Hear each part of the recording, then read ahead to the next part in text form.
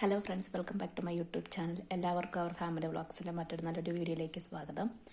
നമ്മൾ കഴിഞ്ഞ video like ചെയ്ത്, ഷെയർ ചെയ്ത്, സബ്സ്ക്രൈബ് ചെയ്ത കൂട്ടുകാർക്ക് ഒരുപാട് താങ്ക്സ് പറയുന്നത് കേട്ടോ. ഇസ്രായേലിലെ ന്യൂസും കാര്യങ്ങളൊക്കെ നിങ്ങൾ അറിയുന്നുണ്ടാവുമെന്ന് എനിക്കറിയാം.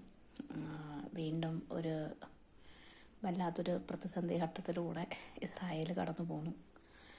എല്ലാം നല്ലതിനാവട്ടെ എന്ന് മാത്രം പ്രാർത്ഥനയോടെ നമുക്ക് വീഡിയോയിലേക്ക് പോകാം കേട്ടോ.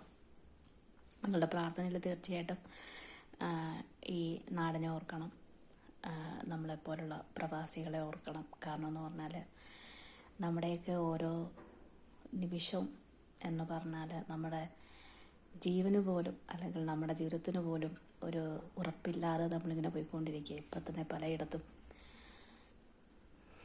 അപകട സാധ്യതകളും മരണങ്ങളും റിപ്പോർട്ട് ചെയ്യുന്നു. സത്യം പറഞ്ഞ ന്യൂസ് കേൾക്കാൻ തന്നെ ഇപ്പം പേടിയാണ്. നമ്മുടെ ഉള്ളിലുള്ള ആ ഭയത്തിൻ്റെ തീവ്രത വർദ്ധിക്കും. അതുകൊണ്ട് ഇപ്പം ന്യൂസ് കാണുന്നതിൽ ഞാനിപ്പം കുറച്ചു. കാരണം എന്ന് പറഞ്ഞാൽ നമുക്കൊരു വല്ലാത്തൊരു ഭയം തോന്നുന്നു. പിന്നെ പേടിച്ചിട്ട് കാര്യമില്ല, മരണം എവിടെ ഇരുന്നാലും നമ്മൾ തേടി വരും. ജീവിതം മുന്നോട്ട് പോകാനുള്ളതാണ്, നമുക്ക് മുന്നോട്ട് പോയേ പറ്റുള്ളൂ. എനിക്കിന്ന് നാട്ടിൽ നിന്ന് ഒരു കോൾ വന്നു, വാട്സപ്പ് കോൾ വന്നേ. അതിൽ എന്നോട് സംസാരിച്ച കാര്യം എന്ന് പറഞ്ഞാൽ, ഞാൻ ഇങ്ങോട്ട് വരുന്ന സമയത്ത് എനിക്ക് സാമ്പത്തികമായിട്ട് കുറച്ച് ബുദ്ധിമുട്ട് വന്നപ്പോഴത്തേക്കും ഞാൻ ആ വ്യക്തിയോട് കുറച്ച് പൈസ ചോദിച്ചു. പക്ഷേ അന്ന് എനിക്കറിയാം അയാളുടെ കയ്യിൽ ക്യാഷ് ഉണ്ട്, അയാൾ പുറത്ത് മറ്റുള്ളവർക്ക് ഇൻട്രസ്റ്റിന് ക്യാഷ് കൊടുക്കുന്നതെന്ന് എനിക്കറിയാം. അറിഞ്ഞുകൊണ്ട് തന്നെയാണ് ഞാൻ അത് ചോദിച്ചത്. ഒരു പക്ഷേ എനിക്ക് കിട്ടിയാലോ, അല്ലെങ്കിൽ നല്ലൊരു സമയം എനിക്ക് തോന്നരുതല്ലോ, അറിയാമായിരുന്നിട്ടും ഞാൻ ചോദിക്കാതിരുന്നു എന്നെനിക്ക് തോന്നാതിരിക്കാൻ ഞാൻ ചോദിച്ചു. അപ്പോൾ പക്ഷേ എനിക്ക് അയാൾ ക്യാഷ് തന്നില്ല. എന്നോട് ചോദിച്ചെന്ന് പറഞ്ഞാൽ, ഞാൻ തന്നാൽ ഇത് തിരിച്ചു തരും എന്ന് എന്തുറപ്പാണുള്ളത് എന്നൊരു ചോദ്യം എന്നോട് തിരിച്ചു ചോദിച്ചു. സത്യം പറഞ്ഞാൽ ഞാൻ പറഞ്ഞു, ഞാൻ ആ മണ്ണിൽ എനിക്ക് കാല് ചവിട്ടാൻ ദൈവം അവസരം തന്നാൽ തീർച്ചയായിട്ടും ഞാനത് തിരിച്ചു തരും എന്ന് പറഞ്ഞു. പിന്നെ എല്ലാം നമ്മളെ മുന്നോട്ട് നയിക്കുന്നത് വിശ്വാസമാണ്. നമുക്കവിടെ എത്തിച്ചേരാൻ സാധിക്കും, ഇത് ചെയ്യാൻ സാധിക്കും എന്നുള്ള കുറേ വിശ്വാസങ്ങളുടെ പുറത്താണ് നമ്മൾ ഓരോ ദിവസവും, ഓരോ മിനിറ്റും, ഓരോ സെക്കൻഡും നമ്മൾ മുന്നോട്ട് പോകുന്നത്. അപ്പോൾ ഇന്ന് എനിക്ക് വന്ന കോളെന്ന് പറഞ്ഞാൽ,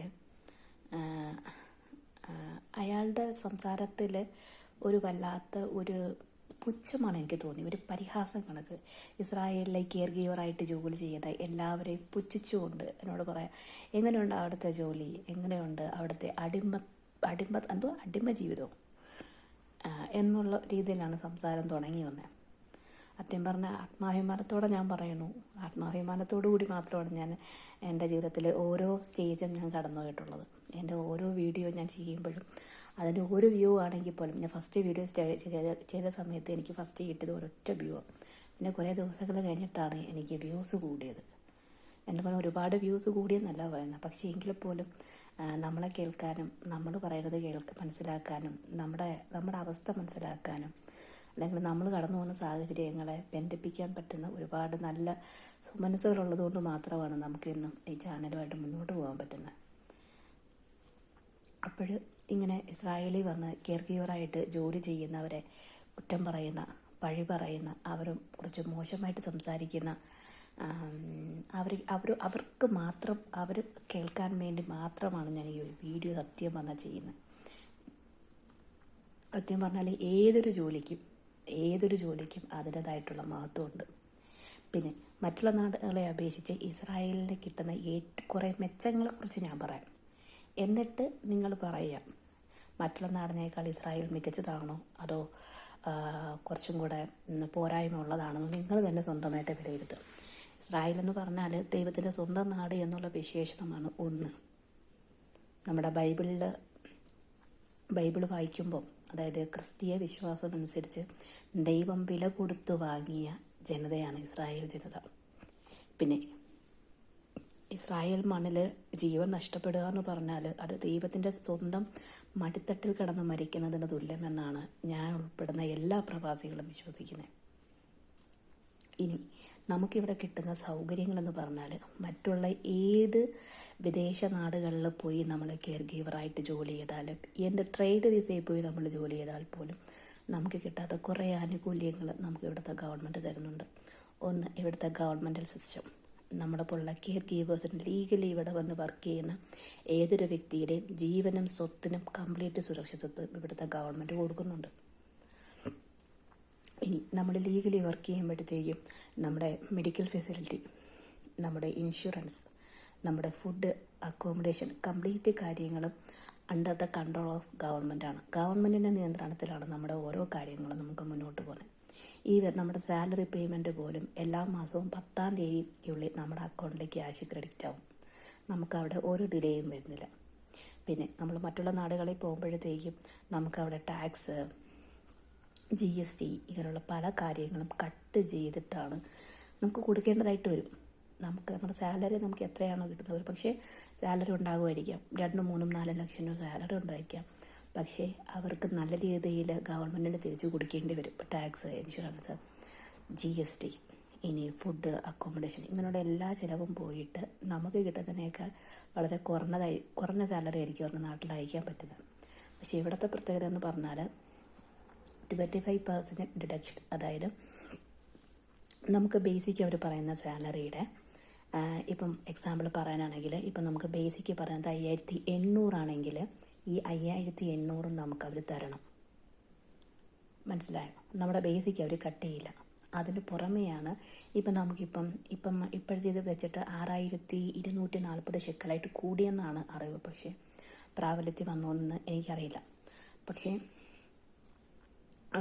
അങ്ങനെ ആ ഒരു സാഹചര്യത്തിൽ നമുക്ക് ഒരു 25% കട്ട് ചെയ്തിട്ട് നമുക്ക് ബേസിക് സാലറി എന്താണോ പറയുന്നത് അത് ഇനി നമുക്ക് ഫുൾ സ്റ്റേ ആണ് പറയുന്നതെങ്കിൽ, ഫുൾ സ്റ്റേ മീൻസ് 24/7 നമുക്കൊരു മാസം ഫുള്ളും, അതായത് നമുക്ക് ശബാത്ത് ഡ്യൂട്ടി ഉൾപ്പെടെ നമുക്ക് കിട്ടുകയാണെങ്കിൽ നമുക്ക് നല്ല ഒരു എമൗണ്ട് അങ്ങനെ നമുക്ക് കിട്ടാറുണ്ട്.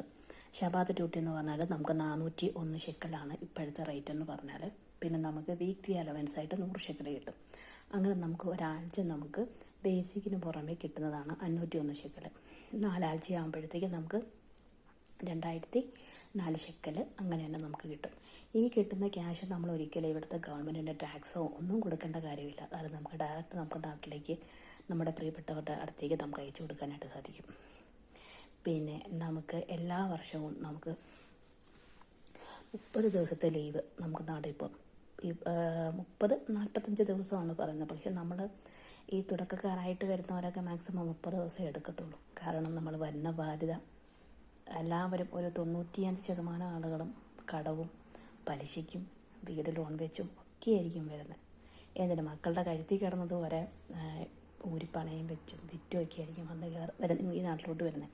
അപ്പോൾ ഈ ബാധ്യതകൾ നിൽക്കുന്നത് കൊണ്ട് ഇവിടെ വരുന്ന ഒട്ടുമിക്ക പ്രവാസികളും ഒട്ടുമിക്ക കെയർ ഗീവേഴ്സും ആദ്യത്തെ വർഷമൊന്നും പോകാനുള്ള ചാൻസ് വളരെ കുറവാണ്. പിന്നെ ചിലർ പോകും. കാരണം എന്ന് പറഞ്ഞാൽ മക്കളോട് അധികം അറ്റാച്ച്മെൻ്റ് ഉള്ളവരും, മറ്റുള്ളവർക്ക് അറ്റാച്ച്മെൻ്റ് ഇല്ല എന്നല്ല, പക്ഷേ എങ്കിലും ഒട്ടും ഒട്ടും നമുക്ക് പൊരുത്തപ്പെട്ട് പോകാൻ പറ്റാതെ വരുന്നവർ വർഷത്തിലൊക്കെ ലീവിന് പോകാറുണ്ട്. പിന്നെ നമ്മൾ ഒരു വർഷം നമ്മൾ ഒരു ഫാമിലിയിൽ ഒരു എംപ്ലോയറിൻ്റെ കീഴിൽ നമ്മൾ ജോലി ചെയ്ത് കഴിഞ്ഞാൽ നമുക്ക് ബോണസ് ഉണ്ട്. ബോണസ് എന്ന് പറഞ്ഞാൽ നമ്മുടെ ഇസ്രായേൽ ഹോളിഡേയ്സ്, ഇന്ത്യൻ ഹോളിഡേയ്സ് എല്ലാം ആഡ് ചെയ്ത് നമുക്ക് തരുന്ന ഒരു എമൗണ്ട് ആണത്. അത് നമുക്ക് ഒരു വർഷം കംപ്ലീറ്റ് ചെയ്യുമ്പോഴത്തേക്കും നമുക്ക് നമ്മൾ വർക്ക് ചെയ്യുന്ന എംപ്ലോയർ നമുക്ക് തരണം. അത് എല്ലാവർക്കും കിട്ടുന്ന കാര്യമാണ്. അത് പ്രൈവറ്റ് ആണെങ്കിലും ഗവൺമെൻറ് അണ്ടറിൽ വരുന്നവരാണെങ്കിലും 2 പേർക്കും അത് കിട്ടുന്നതാണ്. അന്നേരം ഇതേപോലെ കുറേ ഫെസിലിറ്റീസ് നമുക്ക് ഇസ്രായേൽ നമുക്ക് പ്രൊമോട്ട് ചെയ്യുന്നുണ്ട്. പിന്നെ എന്ന് പറഞ്ഞാൽ മറ്റുള്ള ജോലികളെ അപേക്ഷിച്ച് കെയർ ഗീവേഴ്സ് എന്ന് പറഞ്ഞാൽ ഒരുപാട് മെൻ്റലി സ്ട്രെസ് അനുഭവിക്കുന്ന ആളുകളാണ്. അതായത് 24 മണിക്കൂറും ഒരു ദിവസത്തിൽ 24 മണിക്കൂറും ഒരു വീടിനുള്ളിൽ അല്ലെങ്കിൽ ഒരു ചുമരിനുള്ളിൽ മാത്രം അവരുടെ ജീവിതം ഒതുക്കി കൂട്ടി അവർ ജീവിക്കുന്നു. അതായത് അവർക്ക് പുറം ലോകമായിട്ട് അധികം ബന്ധം ഉണ്ടാകുന്നില്ല. കൂട്ടുകാരെയൊക്കെ ആണെങ്കിൽ പോലും നമ്മൾ കാണുന്നത് മാസത്തിൽ 1-2 പ്രാവശ്യമായിരിക്കും. അതും നമ്മുടെ ലീവ് എടുത്ത് നമ്മുടെ സാലറി കട്ട് ചെയ്ത് നമ്മൾ ലീവ് എടുത്തൊന്ന് പുറത്തു പോയി നമ്മൾ അപ്പാർട്ട്മെൻറ്റിൽ നമ്മൾ റീഫ്രഷ് ചെയ്യാൻ വേണ്ടി പോകുമ്പോഴത്തേക്കും അന്നേരം നമ്മുടെ മൈൻഡ് നമ്മൾ മാക്സിമം ഒന്ന് റിലാക്സ് ചെയ്യും. നല്ല ഇഷ്ടപ്പെട്ട ഫുഡ് വെച്ച് കഴിക്കും, ഒന്ന് പുറത്തോട്ടേക്ക് ഒന്ന് പോകും. അങ്ങനെയുള്ള കാര്യങ്ങളൊക്കെ ചെയ്യാറുണ്ട്. പിന്നെ ഇതേ ഉള്ളൂ ആകെ നമ്മൾക്ക് വരുന്ന ഒരു ഒരു ഒരു ഒരു മനസ്സിൻ്റെ ആ ഒരു ഡിപ്രഷൻ നമുക്കൊന്ന് പറയാൻ നമുക്ക് ആകെ ചെയ്യാവുന്നൊരു കാര്യം അതേ ഉള്ളൂ. പിന്നെ ഞാൻ പറഞ്ഞല്ലോ, ആകെയുള്ളൊരു പോരായ്മ എന്ന് പറയുന്നത് ഒരൊറ്റ കാര്യമുള്ളൂ. കാരണം നമുക്ക് പുറം ലോകമായിട്ട് അധികം ബന്ധം വരുന്നില്ല. നമ്മളൊരു എംപ്ലോയറിൻ്റെ വീട്ടിൽ നമ്മൾ ഫുൾ സ്റ്റേ ആയിട്ട് നമ്മൾ നിൽക്കുന്നു. നമുക്ക് മറ്റുള്ള ജോലികളെ അപേക്ഷിച്ച് 8 മണിക്കൂറോ 12 മണിക്കൂറോ ജോലി ചെയ്തിട്ട് തിരിച്ച് നമുക്ക് നമ്മുടെ അപ്പാർട്ട്മെൻറ്റിൽ തിരിച്ചു പോയി റെസ്റ്റ് ചെയ്യാനോ അല്ലെങ്കിൽ ഫ്രണ്ട്സുമായിട്ട് നമുക്ക് സമയം ചിലവഴിക്കാനോ ഒന്ന് പുറത്തോട്ടൊക്കെ ഒന്ന് പോകാനോ അതിനുള്ള സൗകര്യം നമുക്ക് ഈ ഒരു ജോലിക്ക് കിട്ടുന്നില്ല. ആ ഒരൊറ്റ ഡ്രോബാക്കേ ഇതിനുള്ളൂ. പിന്നെ ഇസ്രായേൽ ജോലിയെ പുച്ഛത്തോടെ കാണുന്ന ഇപ്പം എനിക്കൊരു കോള് വന്നു ഞാൻ പറഞ്ഞില്ലേ, അതിൽ ഈ ഒരു വ്യക്തി ഇങ്ങോട്ട് വരാൻ വേണ്ടി ശ്രമിച്ചൊരു വ്യക്തിയും കൂടെയാണ്. ഇസ്രായേലിൽ വരണം വേണ്ടി ശ്രമിച്ച വ്യക്തിയാണെന്ന് എനിക്ക് നല്ല ബോധ്യമുണ്ട്. പക്ഷേ നമ്മൾ പറയത്തില്ലേ പണ്ടുള്ളവരെ കിട്ടാത്ത മുന്തിരി പൊളിക്കുവാണ്. കിട്ടില്ല എന്ന് ഉറപ്പ് വരുമ്പോഴത്തേക്കും നമ്മൾ എന്ത് ചെയ്യും? അതിൻ്റെ പോരായ്മകളെക്കുറിച്ച് നമ്മളങ്ങനെ പറയും. അത് പറഞ്ഞ് നമ്മൾ സ്വന്തമായിട്ടും ആശ്വസിക്കും. മറ്റുള്ളവരുടെ മനസ്സിലോട്ട് നമ്മളോട് കുറേ തീക്കൻറ്റുകൾ കോരി അങ്ങ് ഇട്ട് കൊടുക്കും. പക്ഷേ ഇതൊന്നും ഇവിടെ ചിലവാകില്ല എന്ന് സുഹൃത്തുക്കൾ അറിയുന്നില്ല. കാരണം നമ്മൾ ഇതിലും വലിയ തീക്കനലുകളൊക്കെ ചാടി കടന്നിട്ടാണ് നമ്മളിവിടെ വന്നിരിക്കുന്നത്. ഓക്കെ, അപ്പോഴേ ഇസ്രായേൽ മണ്ണിൽ വരിക എന്നുള്ളത് അതൊരു ദൈവനിയോഗമാണ്. അത് ദൈവം അനുഗ്രഹിച്ചവർക്ക് മാത്രം കിട്ടുന്ന ഒരു സൗഭാഗ്യമാണ്.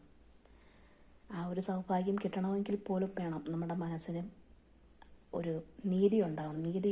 നീതിപൂർവം ഒരല്പമെങ്കിലും നമ്മളുടെ മനസ്സിൽ ഒരു നന്മ അവശേഷിക്കുന്നുണ്ടെങ്കിൽ തീർച്ചയായിട്ടും ഒരാഗ്രഹം നമ്മുടെ ഉള്ളിൻ്റെ ഉള്ളിലുണ്ടെങ്കിൽ തീർച്ചയായിട്ടും ആർക്ക് വേണമെങ്കിലും എൻ്റെ ഇഷ്ടം എപ്പം വേണമെങ്കിലും ഇസ്രായേലിൽ വരാം.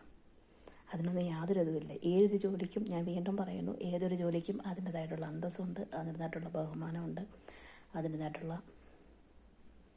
ഒരു റെസ്പെക്റ്റ് നമ്മൾ കൊടുക്കണം. കാരണം എന്ന് പറഞ്ഞാൽ നമുക്ക് ഇവിടെ നിന്ന് കിട്ടുന്ന സാലറി ഏകദേശം ഒരു 1.5 ലക്ഷം രൂപയോളം അടുപ്പിച്ച് നമുക്ക് ഒരു മാസം സാലറി ഉണ്ട് ഈ നാട്ടിൽ. അത് നമ്മൾ ഒരു ടാക്സോ ഒരു GST ഒന്നും കൊടുക്കാതെ നമുക്ക് കിട്ടുന്ന ക്യാഷാണ്. അതിന് സത്യം പറഞ്ഞാൽ നമ്മുടെ നാട്ടിൽ എന്ത് ജോലി ചെയ്താലും നമുക്ക് അത്രയും സാലറി നമുക്ക് കിട്ടുമെന്ന് എനിക്ക് തോന്നുന്നില്ല. എൻ്റെ ഇത്രയും നാളത്തെ എൻ്റെ ജീവിതാനുഭവം കൊണ്ട് ഞാൻ പറയുന്നു, നമുക്ക് കിട്ടത്തില്ല. സോ അതുകൊണ്ട് നമ്മൾ എന്ത് ജോലി ചെയ്താലും അതിനെ ഇഷ്ടത്തോടെ ചെയ്യുക. നമ്മൾ പറയത്തില്ല, നമ്മൾ ഇഷ്ടത്തോടെ ചെയ്യുന്നതും കഷ്ടപ്പെട്ട് ചെയ്യുന്നതും രണ്ടും രണ്ടാണ്. ഇഷ്ടത്തോടെ ചെയ്ത് കഴിഞ്ഞാൽ നമുക്ക് ആ ജോലിയൊന്നും വലിയ ബുദ്ധിമുട്ടുള്ള ജോലിയൊന്നും അല്ലെന്നേ, നമ്മൾ ചെയ്യും. പക്ഷെ നമ്മൾ ഇഷ്ടപ്പെടാതെ കഷ്ടപ്പെട്ടാണ് ചെയ്യുന്നതെങ്കിൽ നമുക്ക് അധികം നാൾ അവിടെ പിടിച്ചു നിൽക്കാൻ പറ്റത്തില്ല. നമ്മൾ ഇഷ്ടത്തോടെ നമ്മുടെ വാർദ്ധക്യരായ മാതാപിതാക്കളെ ഒന്ന് ചേർത്ത് പിടിച്ചാൽ അവർ പറയുന്ന കാര്യങ്ങൾ ഒന്ന് ക്ഷമയോടെ കേട്ടാൽ, അവരോടൊപ്പം കുറച്ച് സമയം ചിലവഴിച്ചാൽ, അതൊക്കെ നമുക്ക് ഇവർക്ക് കൊടുക്കാൻ പറ്റുന്ന ഏറ്റവും വലിയ ആതുര സേവനങ്ങളെന്ന് പറഞ്ഞാൽ അതൊരിക്കലും നമുക്ക് കാശ് കൊടുത്ത് മേടിക്കാൻ പറ്റത്തില്ല. അത് നമ്മൾ മനസ്സറിഞ്ഞ് കൊടുക്കുക, അപ്പോൾ അവർ നമുക്ക് മനസ്സറിഞ്ഞ് തരും. സ്നേഹം കൊടുത്ത് സ്നേഹം മേടിച്ചാൽ അതൊരിക്കലും കൊടുക്കൽ വാങ്ങലാവില്ല. അതിന് നമുക്കൊരു കണക്ക് നമുക്ക് പറയേണ്ടി വരത്തില്ല. അവർ നമുക്ക് അറിഞ്ഞ് തന്നെ അവർ നമുക്കത് തരും. അപ്പോൾ ഇന്നത്തെ വീഡിയോ എല്ലാവർക്കും ഇഷ്ടപ്പെട്ട് കാണും എന്ന് ഞാൻ വിശ്വസിക്കുന്നു. ഇഷ്ടപ്പെട്ടിട്ടുണ്ടെങ്കിൽ തീർച്ചയായിട്ടും നമ്മുടെ വീഡിയോ ലൈക്ക് ചെയ്യണം, ഷെയർ ചെയ്യണം, കമൻറ്റ് ചെയ്യണം, സബ്സ്ക്രൈബ് ചെയ്യണം കേട്ടോ. Thank you.